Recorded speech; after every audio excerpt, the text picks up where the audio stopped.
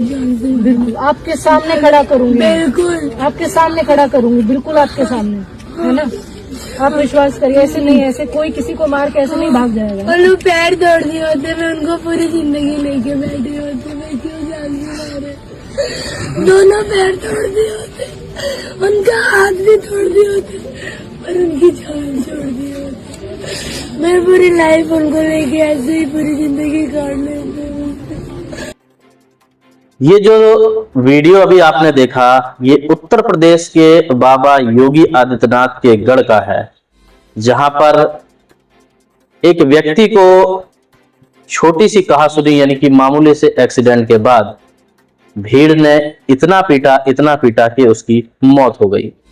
नमस्कार मित्रों, आप देख रहे हैं सालासन न्यूज और मैं हूं विनय प्रजापति।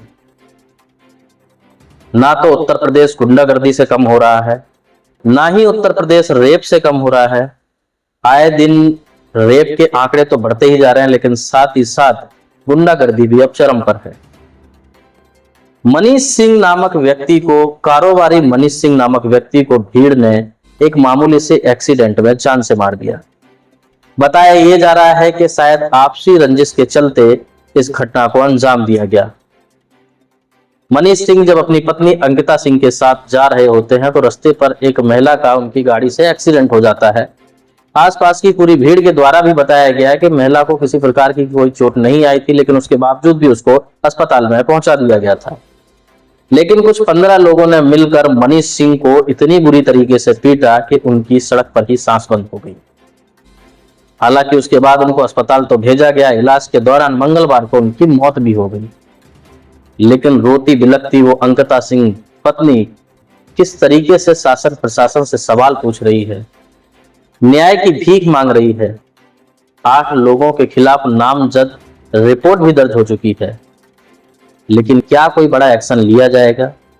एक व्यक्ति जो कारोबारी था, बिना किसी वजह के सड़क पर मारा गया।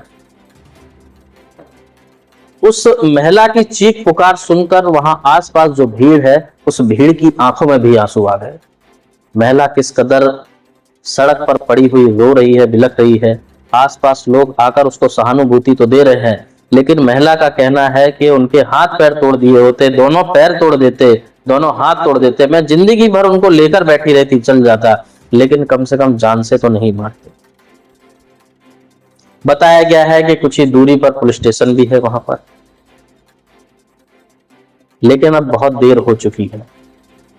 और ये देर मनीष सिंह के साथ में या फिर अंकिता सिंह के साथ में ही नहीं हुई, ये देर ना जाने कितने लोगों के साथ में हो जाती है कि पुलिस स्टेशन के आसपास ना जाने कितनी घटनाएं घट जाती हैं। उसके बावजूद भी ना तो कभी आज तक पुलिस मौके पर पहुंची है। और सबसे बड़ा सवाल तो तब उठता है जब उत्तर प्रदेश के सीएम योगी आदित्यनाथ भाषण के दौरान जब बड़ी बड़ी डींगे मारते हैं, लेकिन रेप और मर्डर और इस तरीके की गुंडागर्दी के समय उनकी बड़ी बड़ी डींगे पूरी तरीके से गलत समझ में आती। लेकिन कहा जाता है जिसकी लाठी उसकी भैंस। कहीं ना कहीं इसी तरीके की सरकारें आज के समय में देश के अंदर चल भी रही हैं। आज के समय में ना तो कोई बड़ा मीडिया किसी अच्छे चीजों को उठा पाता है। रेप के आंकड़े हो गए, गुमशुदा के आंकड़े हो गए, क्या किसी नेशनल चैनल पर आप देख रहे हैं? क्योंकि सभी के सभी को चाटुकारिता करने में ही शौक लगा हुआ है। देश का चौथा स्तंभ इस कदर देश में गिर जाएगा, यह शायद है किसी ने सोचा होगा। लेकिन चाहे पुलिस प्रशासन हो, चाहे मीडिया हो, जो समाज का सबसे अच्छा और सच्चा आईना माना जाता है, आज वही सबसे बड़ा बिकाऊ भी बन चुका है।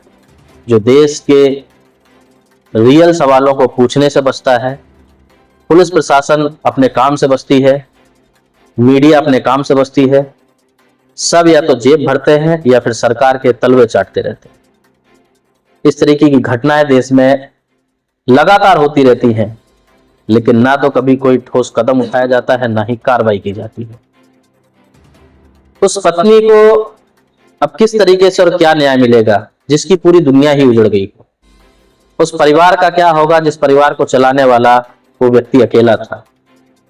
बेदर्दी से सड़क पर उसकी मौत तो कर दी गई, लेकिन उसके पीछे उसका रोता बिलखता परिवार अब क्या योगी आदित्यनाथ के पास जाएगा?